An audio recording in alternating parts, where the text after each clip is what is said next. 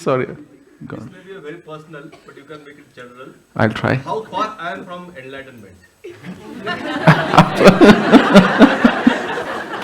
I can't tell you. So his question is, how far am I from enlightenment? 7 steps. Yeah, that's my answer. So I'll just answer, sorry. There is one, his question is how far he is from enlightenment, and he said very kindly that I can make it general so everybody may get something out of it. I'll tell you a very simple thing, which would be the basis for you to ascertain how far you are from your goal. There was, once again, a king. Not a monastery this time, there was a king.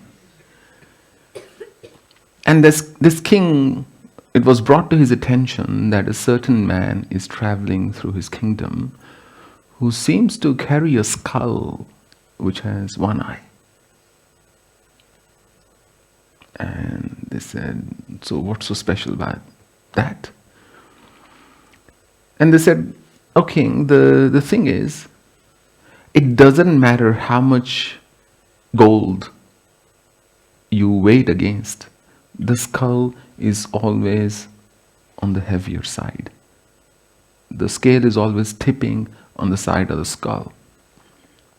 And the king said, there must be something, maybe this skull's got iron in it and this man sticking a magnet at the bottom of the scale or something. They said, nothing like that. We've examined, we have checked, king. The king said, I have to see this. So they bring the skull. And true to the word, they start putting gold coins on the one end and the skull on the other end with just one eye or a socket for an eye. It just weighs heavier. Ultimately, there's a point where all the gold in his kingdom, whatever the scale could possibly hold, is there on a bigger scale, but the skull is still heavy and the gold is still lighter. And the king says, look, what's this mystery? And the man says, it's very easy to solve this, O king. He takes a bit of mud and covers the eye. And immediately the gold falls the side of the scale down with a thud. And then they make the scale very light, the gold. Even one coin was heavier than the skull. The king said, look, I don't understand. What's the mystery? He said, this, O king, obviously is a human skull. And for the human eye, no amount of gold is enough until one day it's covered in the dust of its own grave. Now, you are enlightened when you feel it's enough. As long as you are still chasing, whether that's fame, power, status, wealth, there is work to be done. Am I even for a moment saying that when you reach that state, or as you get awakened, that you stop all efforts, or you don't grow, or you don't make a difference in this world anymore? No, on the contrary, I'm saying you do that with a complete sense of detachment.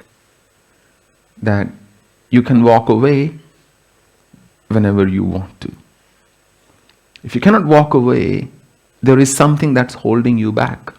Sometimes it's responsibility, but other times it's just our attachment or our explanation of what's holding me back, or a perception of it, or interpretation merely. So you're enlightened when you are deeply content. As they say, Gaudan, Gajadhan, Vajidhan, or Ratana Dhan Khan. जब आवे संतोष धन, सब धन धूरी समान. You may have all the wealth in the world. You may have all you have stable cows, horses, gold, wealth, big bank balances, property. But it's when you earn the wealth of contentment, that's when you, in front of that, everything else is mere dust, if not just a speck of dust. So I think that's an easy way to gauge one's spiritual progress, or how far or close one is to know. I mean, everybody is already born a certain way, mostly enlightened. It's only our actions and our understanding of things in life that cloud our thinking. And in that covering, in that cloud, we are unable to see the truth sometimes. That's all. So that's my answer. Bolo beta. Pranam Swamiji. My name is Mohit Kumar and